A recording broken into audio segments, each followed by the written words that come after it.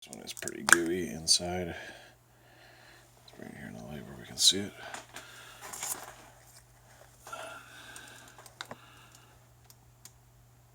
Okay, so it's all chunky and gooey on the inside. This one is just like muck. So I don't know if that's going to work or not. I'll put a little bit of thinner in that. Just put a few drops of my homemade airbrush thinner. This is a bit tricky to do with my hand, but let's see if we can try it anyways. Using homemade airbrush thinner, which is also good for paint thinner, which is made with isopropyl alcohol and water. Alright, so just make sure that's done up pretty tight. Okay. And I'll just, with one hand, try to put it into the jig, nice and tight.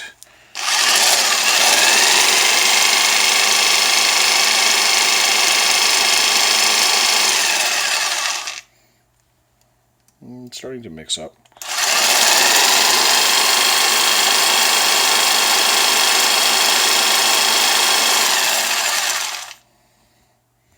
I don't know if that's really doing much. Okay, this one may not work because it may just be too far gone. Just going to see what the consistency of the paint is. Now the paint's kind of okay. I'm going to try just mixing a quick bit by hand first and see if I can do the rest. Okay, so I just added a little bit. I started up with hand with this toothpick, and I just added a little bit more. So let's see what happens if we mix that up. A little bit more airbrush thinner, and see what happens if we mix all that. I'll turn the speed of that up too. A little speed knob. That's 5, let's put it at 4.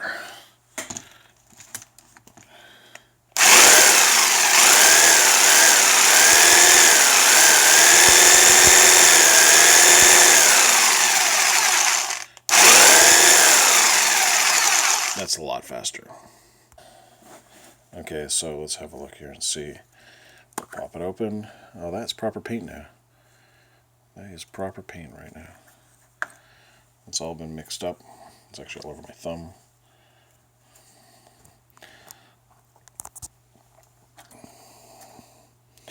It's all been mixed up thoroughly.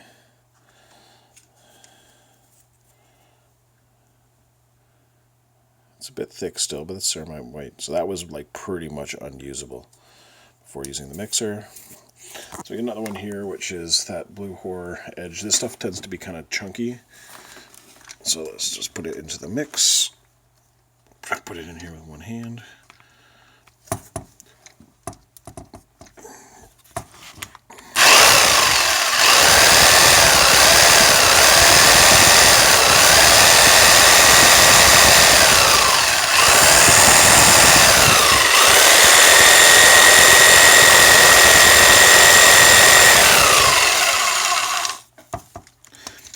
I'm sure that if I got some little steel ball bearings, this would be, oh wow, that is super smooth. There we go here. It is super smooth. It was all chunky and gooey before. Here's one that I really love, this copper, hammered copper, but it is always really chunky and gooey because of the particles, I guess. So let's just try this one. Okay, I just noticed that this little bit right here where I put the wire on, it's only held on with wire. It's pretty loose.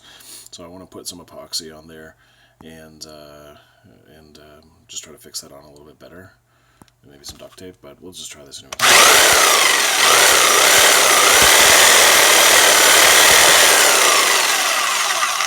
Yeah, there you go, the wire came off. But anyway, you get the idea. If that was all fixed up together properly with a bit of duct tape, and that would work pretty good. So actually all that is just an old jigsaw blade. We started trying to drill through it, and I guess we could probably still try to do it because this clamp has a little hole in it. If I could put a little bolt through that, a little nut, and washer with that, that would actually work really, really well. But, you know, just want to try to keep it low tech as well, too. So I had a previous version of this, which was a little bit shorter. The only limit with this clamp is that this bottle needs to be able to fit in there. Where are we here? The bottle needs to be able to fit in there. And I put this little hole here to be able to hold the edge of the top of the bottle. Right? So that just kind of helps hold those dropper top bottles in a little bit better. And it was just held on with wire, right? Just dollar store wire. There you go. So I just use that, and it works pretty good. I would put a bit of super glue on it, maybe some epoxy. I've got some epoxy putty somewhere that I would use, like some heavy heavy grade stuff, and then a bit of duct tape on the top, and that would just hold the whole thing in perfectly and for pretty much ever.